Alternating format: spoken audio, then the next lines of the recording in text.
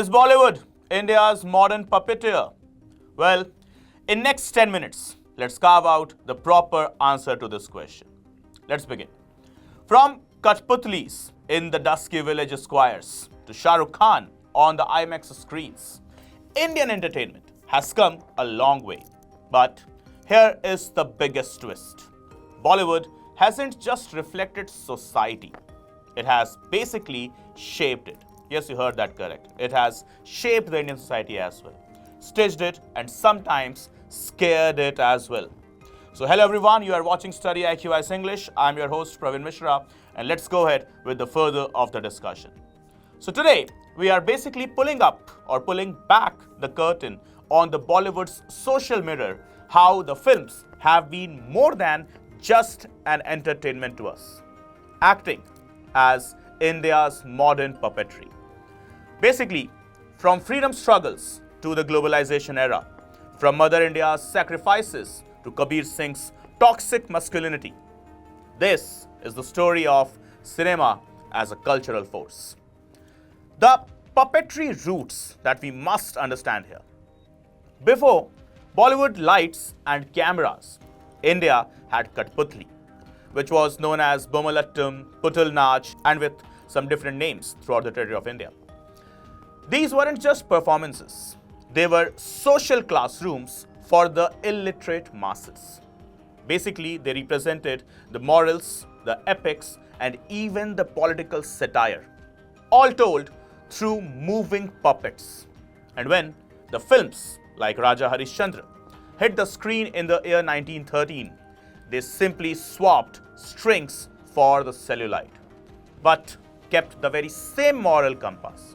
Yes, the very same moral compass were kept.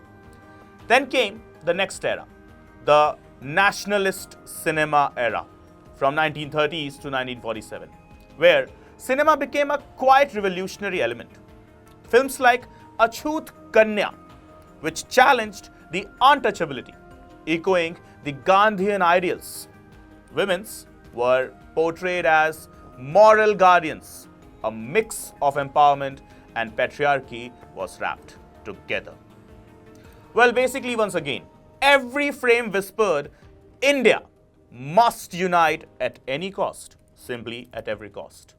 And then came the Nehruvian dreams, the very next stage of cinema. That is the age of socialist idealism. The hero, duty-bound, righteous, family protector, and the heroine, often the sacrificial Bharat Mata. Movies like Mother India and Do Bigha Zameen painted the rural struggles and the urban aspirations all together at once. Even the fashion, saris and suits symbolized modernity without losing the tradition of our culture. And then came the very next segment, the 1970s and 80s era. Well, the era of the angry young man, emergency, unemployment, rising crime, and here enters the films of Amitabh Bachchan, the working class Masiha, where he represented a different tone of the society. Cinema became a voice of rebellion, fists over words, vengeance over patience. Well, what about women? Once again, mostly in supporting roles. Yet, tropes like the Kumbh Mela suppression kept reminding us India's fate was chaotic but intervened. And now finally, we enter the global dreams, the very next segment of 1990s and 2000s, which was spiced with the liberalization that changed literally every single thing. The world entered our living rooms, and Bollywood entered the world this time. From the movies like Hum Aapke Hain Kaun to Dilwale Dulhaniya Le Jayenge, DDLJ, family values were repackaged in designer clothes and yes, the Swiss backdrops as well. But the question remains the same. What about the patriarchy? Basically, still alive, just with some better camera angles. And then comes the era, the 2010s and the present day. Technically, today, Bollywood is no longer one story. We have, movies like Thappad, Article 15, and the biopics like Mary Kom, which are breaking all of these patriarchal stereotypes. On the contrary, we also have movies like Pushpa and KGF, where Pushpa and Rocky Bhais, they represent the hyper masculinity as well as the fantasies. Further, the item numbers, they have played a very different role in exploiting the society with its explicit lyrics, which has normalized the objectification of women. Yes, that's correct. Sad but true. Cinema today is both empowerment as well as erosion, depending on where you look. And now it is termed as the double-edged sword. Bollywood has given us some wonderful things, like awareness on caste, movies like Article 15, gender diversity, movies like Thappad, global recognition, movies like Lagan or RRR. But unfortunately, the very same Bollywood, it has also provided us the normalization of the stereotypes. It has fed us with consumerism and, yes, the body image that has been represented as an object. Hence, as a result, it has glorified the violence, it has glorified the sexism, and yes, it has also glorified those particular acts which were nowhere part of the Indian society. And now, we have some theories to relate it with our examination. And the very first theory, as you can see, the hypodermic needle theory. This injects basically the cinema ideology, which says that cinema injects ideas into passive audiences.